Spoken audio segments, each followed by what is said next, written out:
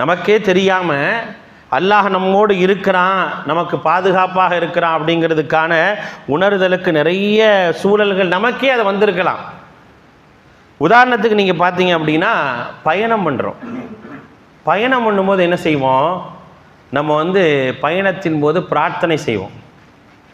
பயண துவா எல்லாத்துக்கும் தெரியும்ல, கேட்கவல மாட்டேன். அந்த பயண துவா இருக்குல்ல, அந்த பயணத்தில் அல்லாஹ் ரப்புல் ஆலமீன் அந்த துவாவை நம்ம அல்லாஹுடைய தூதர் மூலமாக கற்றுக் கொடுக்கும்போது அதில் ஒரு வார்த்தை, ரொம்ப அழகான ஒரு வார்த்தை வரும். எத்தனை பேர் உணர்ந்து பிரார்த்தனை செஞ்சுருக்கோன்னு தெரியாது. அது ஒரு பாதுகாப்பிற்கான உச்சம். அது அல்லாஹும்ம அன்த ஸாஹிபு ஃபிஸ் ஸஃபர் வ ஹலீஃபத்து வல் ஹலீஃபத்து ஃபில் அஹ்ல்.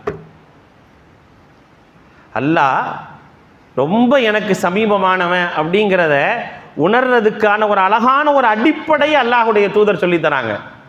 என்னன்னா, யா அல்லாஹ், நீதான் இந்த பயணத்தில் என்னுடைய தோழன், பாதுகாவலன்.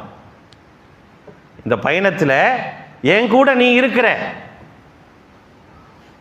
அந்த துவா என்பது என்ன செய்யும் தெரியுமா? அல்லாஹ் ரப்புல் ஆலமீன் அந்த பிரார்த்தனையை நம்ம செய்கிறோன்னா அந்த பயணம் முழுக்க நம்மளை வானவர்களை நமக்கு பாதுகாப்பாக அனுப்புகிறான்.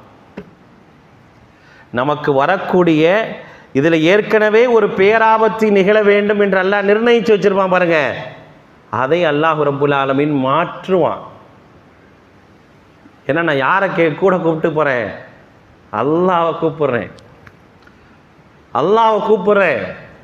அல்லாஹும்ம அன்த ஸாஹிபு ஃபிஸ் ஸஃபர். அதோட முடிக்கலைங்க, அடுத்து ஒரு விஷயத்தை சொல்கிறோம். என் குடும்பத்தை விட்டு நான் தூரமாக போகிறேன்.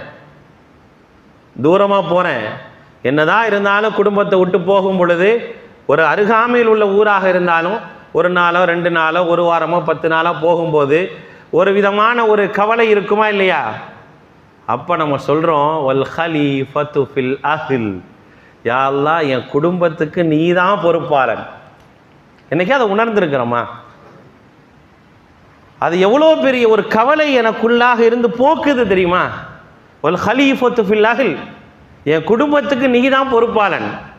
நான் வீட்டை விட்டு வரேங்க, யார் பார்த்துக்குவா, யார் பாதுகாப்பாக இருப்பா அப்படின்னா அல்லாஹ் இருக்கிறான் அப்படிங்கிற அந்த உணர்வை அல்லாஹ் ரப்புல் ஆலமீன் நமக்கு தரானே, அதுதான் கரீம்.